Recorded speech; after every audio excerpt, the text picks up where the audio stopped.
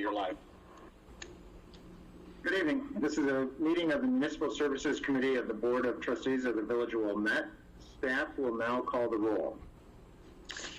Trustee Kennedy? Here. Trustee Kurzman? Here. Chairman Sullivan? Here. Good evening. This meeting is being conducted remotely via Microsoft Teams. For those watching this video in the future, the state of Illinois is currently under a stay-at-home order issued by Governor J.B. Pritzker due to the coronavirus global pandemic. As a result, all in-person governmental meetings have been canceled. However, the Open Meetings Act now permits electronic meetings at governmental bodies like the Municipal Services Committee, and this evening we are conducting our business in compliance with the state law. This meeting is being broadcast live on our local cable access channel 6. It is also being broadcast on the internet on YouTube Live, and the URL for that is www.youtube.com/user/Village of Wilmette/live. If you would like to participate in the meeting, you may use the Microsoft Teams app on any device for free. No sign-in is required. The link to join each meeting is posted on the website calendar at wilmette.com/calendar. The meeting will be archived on the village website, as we do with our other televised public meetings. A remote meeting requires a different mechanic for public participation. To ensure that our residents, business owners, and our interested parties have the opportunity to participate in this meeting, we have solicited public comment prior to the start of the meeting via email. If you send an email to publiccomment@wilmette.com prior to the start of the meeting, our staff will read the email during the public comment portion of our agenda. If members of the public who are watching the broadcast would like to participate during our designated public comment periods, you may submit your comments through YouTube Live at the appropriate time, and a member of the village staff will read your comment to the Municipal Services Committee. All comments to the Municipal Services will be recorded in the meeting minutes, as we typically do. Everyone will have joined the meeting today will be muted. When it is time for public comments, those joining us through Teams can toggle to their mute status by clicking on the microphone icon on the meeting toolbar. Those joining us by audio conference dial-in can toggle their mute status by pressing *6. Only attendees can unmute themselves. No one can unmute another attendee. And just a reminder that public comment can also be provided by emailing publiccomment@wilmette.com or through the village's YouTube live stream. Before the meeting, the Municipal Services Committee receives a packet of agenda materials. These materials are also posted on wilmette.com so that residents and other interested parties can review the very same materials that the Municipal Services Committee members received. This meeting packet contains the agenda, minutes of the last Municipal Services Committee meeting, 2 agenda items, and public comment. Now I will move on to the agenda. All right. So as I mentioned, this is a Municipal Services Committee on Tuesday, June 23rd, 2020 at 6 o'clock p.m. Our first item on the agenda is the call of order, which I think we have done. The second item is approval of minutes of the June 28, 2020 meeting of the Municipal Services Committee. Are there any questions, comments, clarifications on the minutes? No, I move we approve the minutes. This is Gina. Trustee Kennedy, thank you. Trustee Kurzman, are you supportive? And Yes, I'll second it. do we need to call a individual vote for that, Bridget? Yes. Yeah. And Bridget's on mute. Thank you. I'll call the roll. Trustee Kennedy? Yes. Trustee Kurzman? Yes. Chairman Sullivan? Yes. Thank you. All getting used to muting and unmuting in a timely manner. The third item this evening is review of our Central Avenue private-led service line discussion. And so, Bridget, am I turning that over to you? Yes, thank you. So Before we get into trustee discussion, there's a few important points from the memorandum that I'd just like to go through. This request is for committee concurrence to provide pitchers and filter cartridges and lead sampling for homes impacted by the Central Avenue water main replacement project. A few important points regarding this discussion. First and foremost, Wilmette's drinking water is safe and in compliance with all federal, state, and local regulations. There are several federal, state regulations that are pending regarding lead in drinking water. The two requests the committee is asked to consider are interim measures only to protect our customers from lead exposure and provide the village board with more data moving forward. The data in the form of the sampling will be useful when the lead regulations become law. When these new laws are passed, the village will develop a comprehensive lead water service policy. This is not the purpose of the discussion tonight, however. Our agenda request is a very narrow request. We will refer to water services during this discussion, so I wanted to make sure we all understand how water service function in Wilmette. According to the village code, the water services that connect homes to the public water supply are both privately and publicly owned.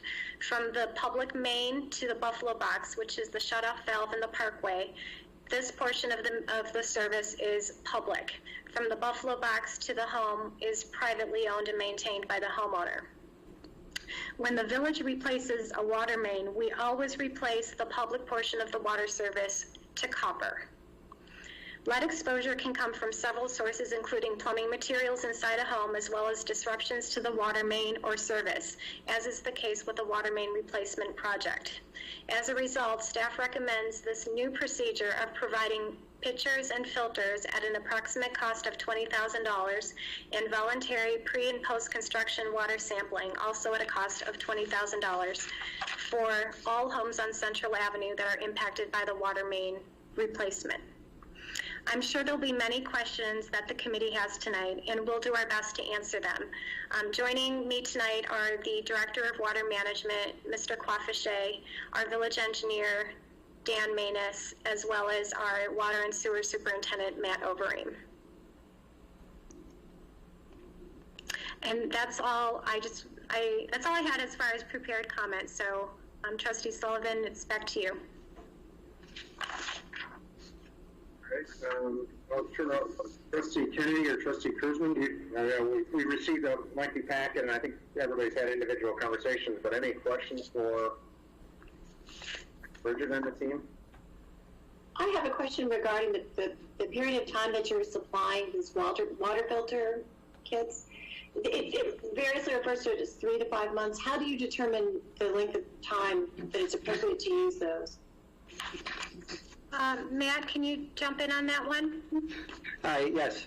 The amount of time would be immediate at the start of construction till the service has been changed out, and possibly even longer. That's why it extends to 3 to 5 months on there. So basically, when we start the water main construction till the service is ended, and at least 30 to 45 days after that. Nabil, would you agree with that? Matt, I would also say that if the home is tested and the lead levels are lower than within the acceptable range, then there would be no need to continue with the filters. That is correct. The initial supply of filter cartridges, depending on water use, would last between 3 and 5 months for an average homeowner. And then you would test the water supply in each home and decide whether they need to continue use? That's correct. If the homeowner chose to be part of that testing program. I see. Thank you. Well, I just have an observation, and that is, and some of this I asked offline, but it might help for folks to know about sort of why we're offering this service to these residents when we have done similar projects elsewhere. And then just a personal observation based on having received a lot of concerned emails from people about lead. It's one of the challenges for this is actually it's like sometimes it feels like the more info you give to assuage the concern, the more concern it raises. And And so it sort of puts you in a weird spot from a messaging perspective. But back to the offering of these services that we haven't elsewhere, you know, it would be helpful to provide peace of mind to other residents who have had these changes nearby and were not offered, you know, pictures and whatnot, that we haven't been subjecting them to potential danger. So I wonder if that's a long-winded way of trying to set up an opportunity for the public to understand why we're doing offering some new services that we haven't previously. Sure. Thank you, Trustee Kurzman. It's really a function of timing. The last few water main projects that we've had, the most recent being on Locust Road, there were no lead services that we found. There was an abandoned home that we couldn't gain entry in that was determined to have lead as we were transferring the service. But every other home on Locust Road had already had a copper service. Prior to that, the last water main project that we built where there were leaded services was Sheridan Road in 2008 and 2009. And back at that time, there wasn't any discussion about lead. So the whole concept is relatively new within the last, I would say, 3 to 5 years. And during that time, the projects that we've had either didn't have lead services or we just simply haven't had any water main projects. Okay, no, that's helpful. So when residents came to me who lived sort of in the off of Hibbard Road in the northern part of the village, like it wasn't Cranston or one of those sort of up there, that was not a water main, but they certainly were receiving lead notices that Yes. Okay. That's a concern. Yeah, sure. Trustee Kurzman is referring to the standard lead notification letter that is in your packet. Anytime the village either has a water main replacement project or a water main break, or if we have to do maintenance on a water service, we always hand this letter out to the homeowner. And it's really meant to educate the homeowner on the dangers of lead and alert them to the fact that the type of work that we were engaging in could have disrupted lead in their line. So it gives them resources on where to go for more information, but more importantly, gives them guidance on how to flush their system to make sure that they're limiting any exposure. Yeah, thank I you. just want to add to Bridget, it's really within the last 2 years since Flint, all of this, the new notifications, all of that came from that event, just to ensure that consumers are informed of the risks. Thank you.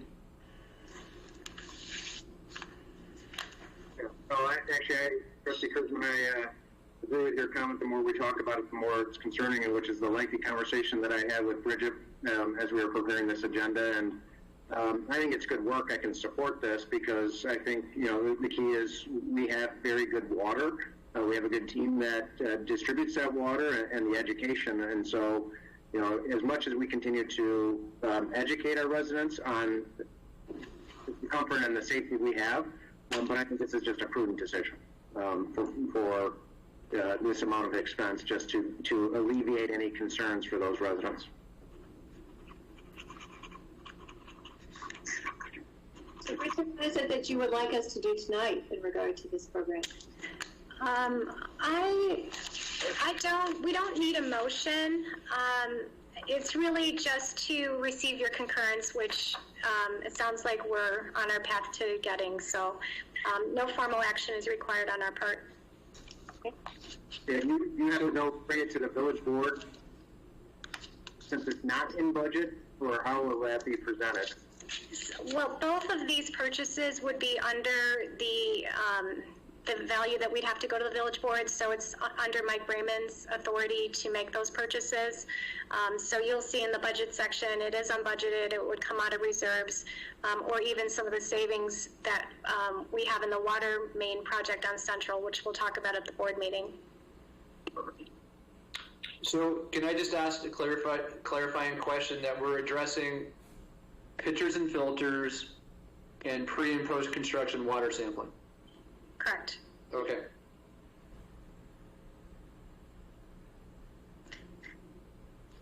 to vote, or do you feel? I don't need a vote. Yeah, I mean, let staff move forward with this. Trustee Kurzman, Trustee Kennedy? Absolutely. Yes. Sounds pretty resounding to me there, Bridget. Chairman Sullivan, I think we have some residents on the line who might want to comment, however. So.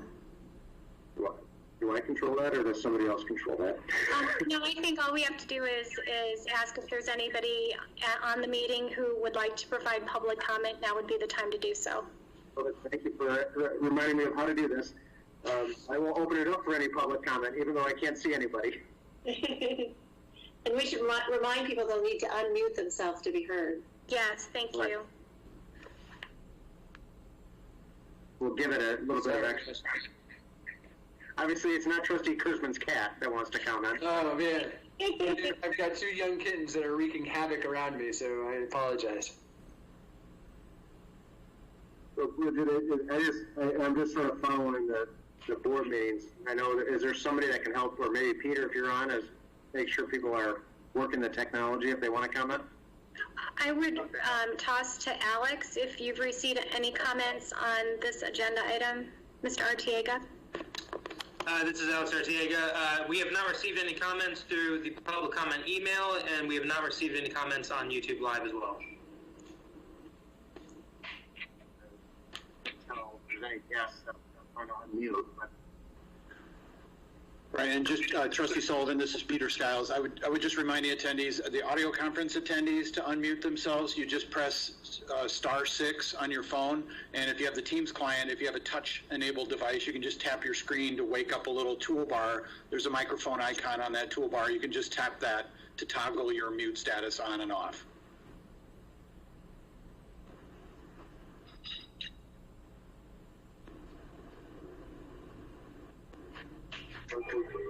Seconds just in case. How's that? I have a quick question. Sure. I can't see who you are, so all I would ask is just provide your name and where you live. Sure, Jason Morris over at 509 Central Avenue. Sorry if this is a dumb question, but I just wondered if you could talk a little bit about what the filter actually is in the picture. Is this just for drinking water, or is it something that would filter kind of the entire water supply for the home? It's just for drinking water. Okay. Like you've probably seen like a Brita pitcher with a internal filter cartridge. Got it. That makes sense. Okay. Just wanted to confirm it wasn't something I wasn't familiar with. Thanks. Sure.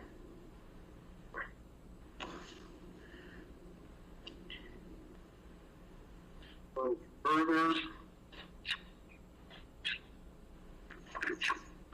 if not, we'll consider this item finalized, and if for whatever reason somebody comes on, we'll be flexible, but I think we've afforded enough time that people wanted to ask a question, so I'm comfortable moving to agenda item number 4, which is the neighborhood storage project phase 2 construction contractor discussion. Thank you, Chairman Sullivan. The purpose of this agenda item is to discuss contractor selection for the next phase of the neighborhood storage project at Hibbard Park. There is no action requested by the board for this item. It's just to hopefully receive some guidance from the board. If the board decides to continue with neighborhood storage next year, the construction is slated to begin in January. So we are very much in the heat of the design for phase 2 in preparation for that January schedule. There are several methods of securing a contractor. The most common is the traditional design, bid, and then build.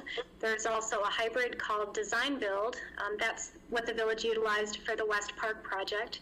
And then the last option is to waive the competitive bid process and negotiate directly with a contractor. The purpose of this agenda item is to discuss this last option.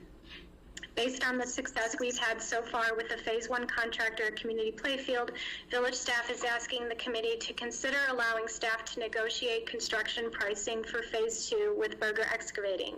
The memo outlines the reasons staff believes Berger would be a good choice for next year.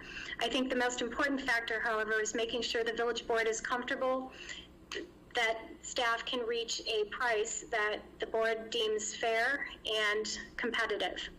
Staff and the consulting team would use the pricing received for this year as a benchmark and then research comparable pricing for bid items not included in the Phase 1 bid. There's no guarantee that this process would work. Staff would only bring a formal recommendation to waive bids and award to Berger if we were confident that the pricing is in line with what we would expect if the project were competitively bid. If we cannot reach an agreement, then we would proceed with a traditional competitive bid process. So I'm happy to go into all the reasons why we believe Berger is a good choice. I'll just say that for a project of this magnitude, it has gone exceedingly smoothly to date, and we're confident that that will continue.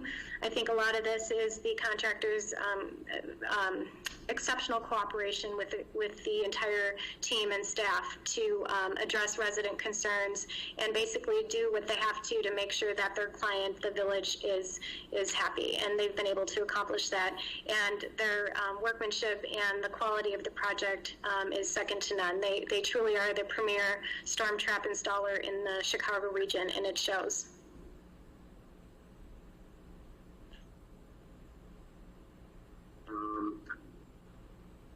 Well, I'm happy to go first this time, but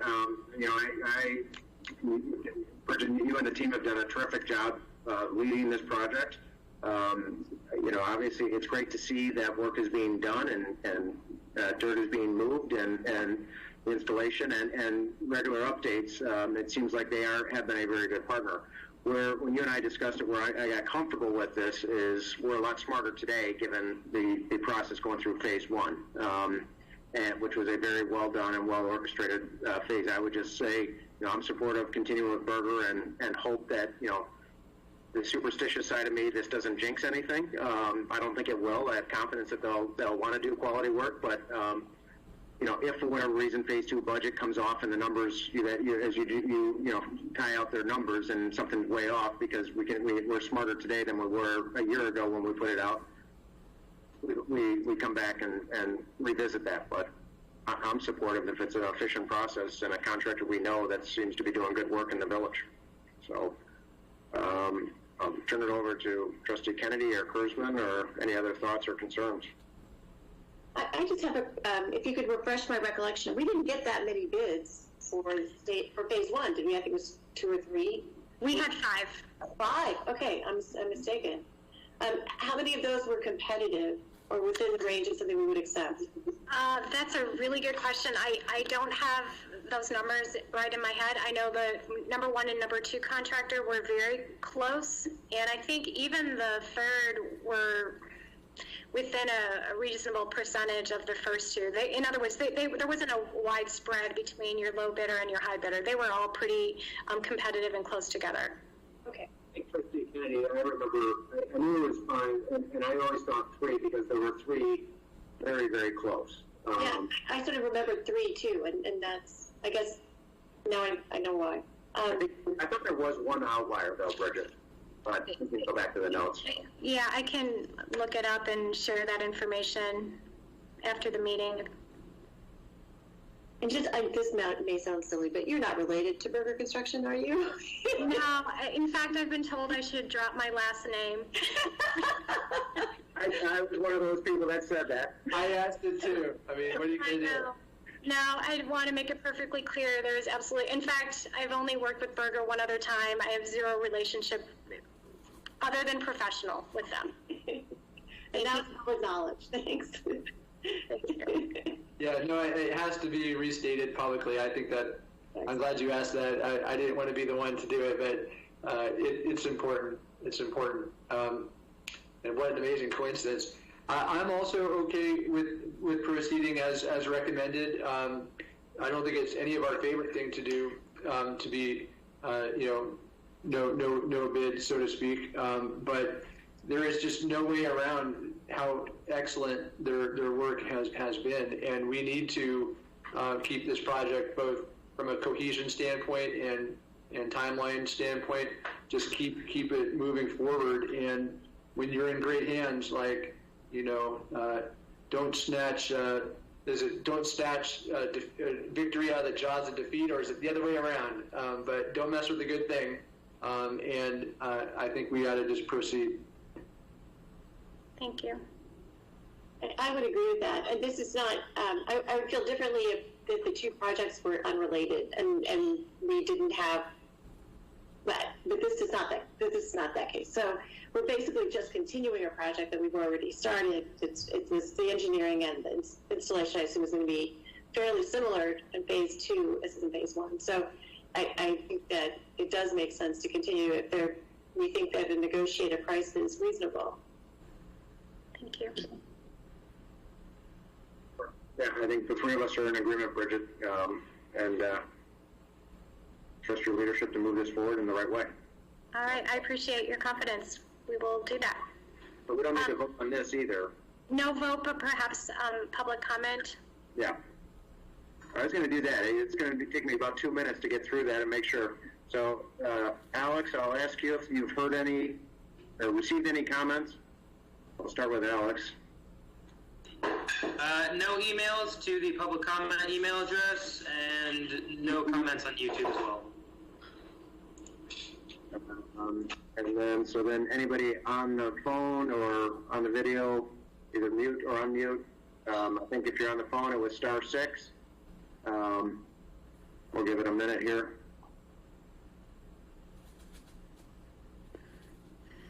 Trying to see.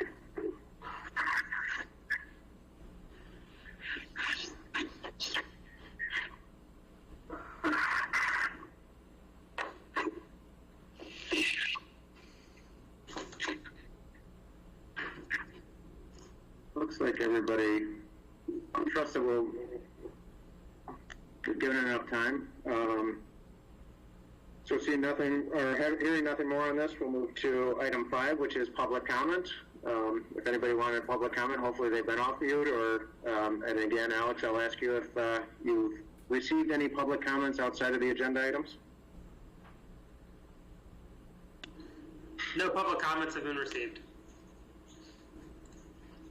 Hearing none on the phone. I'll talk slowly as we move to others in 6, and just interrupt me if you're getting off mute.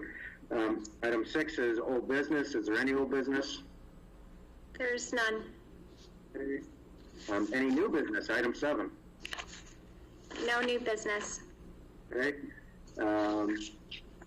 Again, I will entertain a motion to adjourn from one of the trustees. I think that we adjourn. Okay, Trustee Kennedy. I will second the motion.